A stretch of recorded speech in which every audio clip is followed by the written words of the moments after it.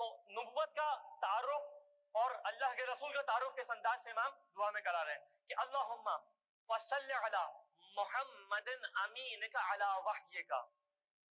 اے پالنے والے، یہ امام مصلی عبادت پہ ہیں. میں نے کہا جو امام سے ہمیں دعائیں ملی ہیں یہ مصلی عبادت سے ملی ہیں، یہ کوفے کا ممبر نہیں جس سے خطبہ دے رہے ہیں.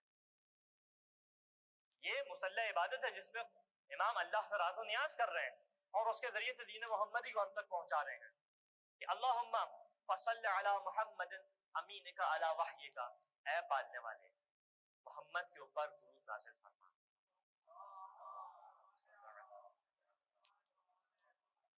کون محمد؟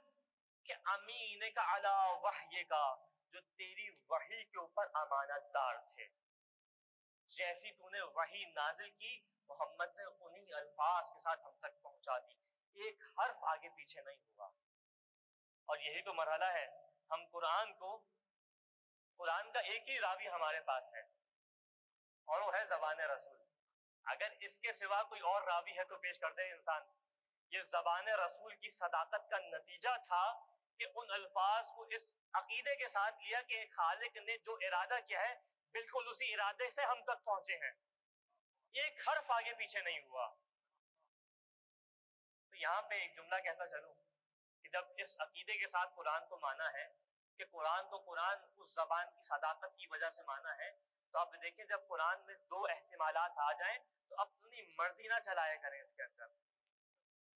اب یہاں پہ نہ بولا کریں میرا دل یہ چاہتا ہے، اور اگر کوئی مفسر انداز سے تفسیر کر رہے ہیں تو اس کی تفسیر ماننے کی ضرورت نہیں ہے. دو احتمال ہیں تو اسی کے پاس جائیں کہ جس کی زبان سے قرآن کو قرآن مانا ہے.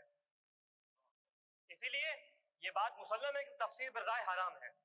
اگر اپنی جیب سے انسان تفسیر کر رہا ہے تو یہ حرام ہے، جائز نہیں ہے. اگر دو احتمالات ہیں، ظہور ہے اس کی بات نہیں کر رہا، لیکن اگر کہیں دو احتمالات ہیں تو انسان دیکھے کہ زبان رسول سے کس احتمال کی تائید ہوتی ہے اور اس کو اختیار کرے.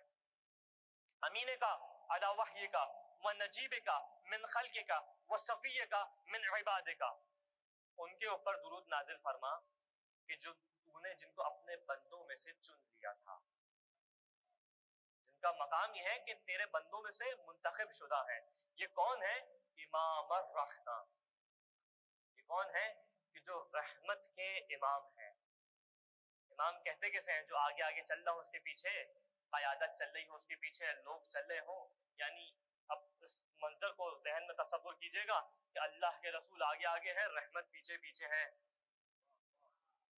امام الرحمہ کون ہے؟ وقائد الخیر ومفتاح البرکہ.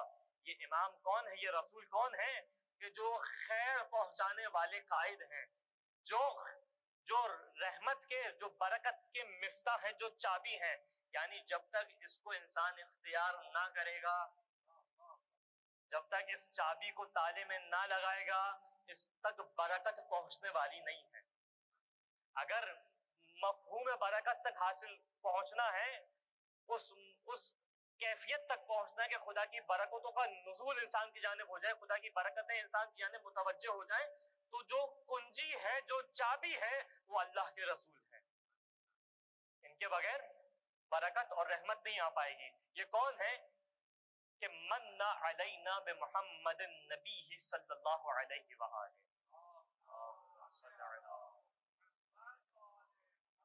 اے پالنے والے، یہ تیرا احسان تھا، یہ تیرا ہمارے اوپر احسان ہوا کہ تو نے ان کی عظیم مقدس ہستی کو ہمارے درمیان بھیجا. یہ تیرا احسان تھا. دون الامم الماضیہ والقرون السالفہ. یہ وہ احسان ہے اے خالق جو تو نے صرف ہمیں عطا کیا، نہ پچھلی امتوں کو تو نے عطا کیا، نہ پچھلے زمانے میں تو نے احسان دیا. اب یہ چوتھے امام مصلی عبادت پہ بیٹھے ہوئے ہیں، اس انداز سے نبوت کا تعارف کرا رہے ہیں.